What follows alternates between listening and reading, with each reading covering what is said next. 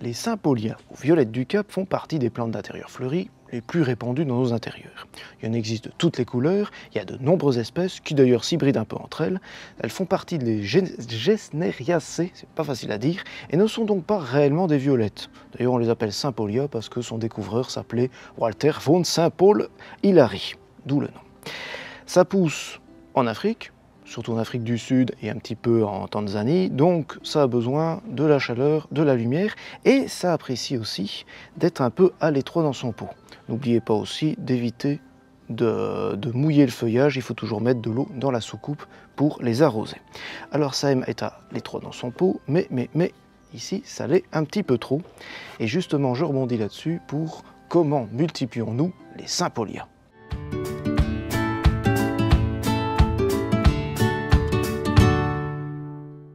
Eh bien, il y a deux méthodes. La première, c'est simplement la division. Alors, vous allez voir comme ça dépote. Hop, on dépote nos Sympholia et vous avez donc les deux parties ici. Eh bien, tout simplement, vous allez attraper plus ou moins délicatement, mais fermement quand même, les deux plantes et vous allez tirer légèrement.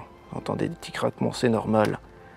Ce sont les racines qui se cassent un peu et vous avez donc, voilà, deux plantes différentes qu'il n'y aura plus qu'à rempoter. Celle-ci, on va la mettre dans un pot pour l'instant. Voilà. Et celle-ci, on peut la rempoter tout de suite. Dans simplement du terreau. Terreau universel, ça marcherait bien. Du terreau spécial plante verte, c'est très bien aussi. Alors privilégiez peut-être plutôt les pots en terre cuite. Ici, hélas, je n'ai qu'un pot en plastique, mais je la rempoterai chez moi un peu mieux, mais les pots en terre cuite c'est bien parce que vous pouvez plonger donc votre pot en terre cuite dans de l'eau. Vous rempotez votre plante et donc la terre cuite va bien absorber l'eau et l'eau va petit à petit migrer sur la plante et ainsi le substrat sera toujours humide le temps que votre plante en fait refasse un bon système racinaire. La plante est rempotée, il n'y a plus qu'à donner une bonne lichette d'eau. N'oubliez pas qu'on ne touche pas, qu'on ne met pas d'eau sur le feuillage pour éviter que celui-ci pourrisse. Ça, c'est la première méthode de multiplication.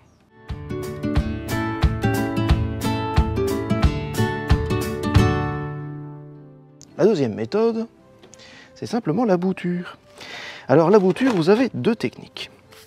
Vous avez la bouture de feuilles dans du terreau.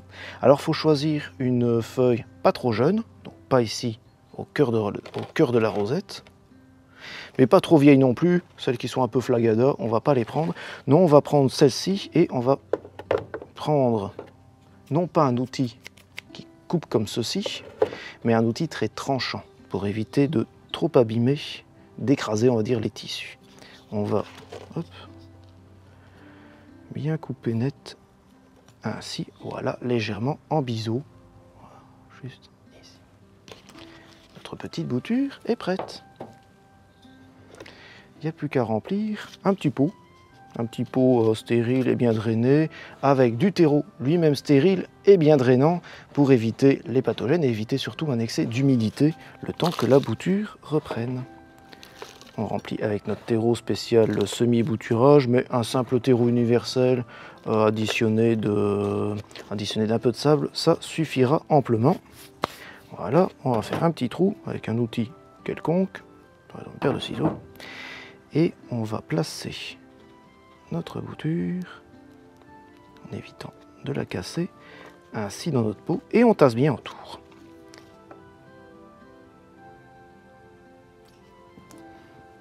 On va placer la bouture à la lumière mais surtout pas au soleil. L'idéal c'est derrière une vitre assez lumineuse, ce sera parfait. Et pour être sûr que ça reprenne bien, on va la mettre sous cloche, on va faire ce qu'on appelle une bouture à l'étouffer.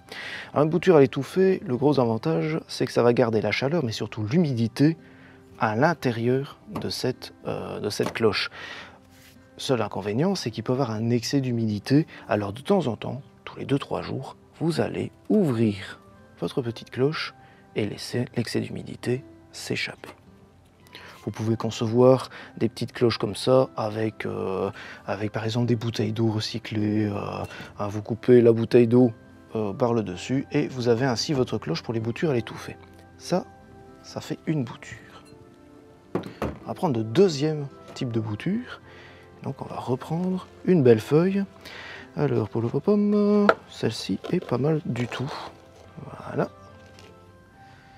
Notre deuxième bouture. Et là c'est plus étonnant parce qu'on sait qu'on ne peut pas mettre d'eau sur le feuillage sinon celui-ci va moisir, va pourrir. Et pourtant, les boutures dans l'eau fonctionnent très bien. Alors je vous conseillerais peut-être de prendre un petit verre à Porto, un petit verre à spiritueux, des choses comme ça. J'ai l'habitude de faire mes boutures dans l'eau dans des très gros contenants que je peux prendre comme ça par la hanse. Bon, ici c'est plus compliqué, mais alors pour éviter que votre bouture ne se perde dans l'eau et vienne pourrir, eh bien vous pouvez mettre un simple papier craft, du papier, de l'aluminium, n'importe quoi, du moment que ça tient plus ou moins. Vous pouvez d'ailleurs mettre une petite élastique juste au-dessus. Et on va faire un trou. Voilà, le petit trou il est fait. Et on va glisser notre bouture ainsi jusqu'à ce que, je ne sais pas si vous le voyez, la bouture est vraiment juste un peu dans l'eau. Il ne faut pas plus. Alors ça reprend très bien en quelques mois, parfois même en quelques semaines, ça peut aller assez vite. Vous allez mettre votre bouture dans l'eau, à la lumière aussi, et plus ou moins à la chaleur, c'est-à-dire à l'intérieur de votre habitation, ce sera parfait. Seul petit truc, faudra changer l'eau de temps en temps. Certains mettent un petit morceau de charbon dedans pour éviter que l'eau croupisse. Simplement changer l'eau de temps en temps, ce sera parfait. Alors, vous me direz pourquoi multiplier absolument ces sympholia par bouturage ou division? Ben tiens, tout simplement parce que ce sont des plantes qui s'hybrident assez facilement et donc si vous avez une couleur de fleurs que vous voulez absolument garder, eh bien la seule solution pour garder cette même couleur de fleurs sera soit de diviser votre sympholia, comme on l'a fait ici, soit de faire des boutures.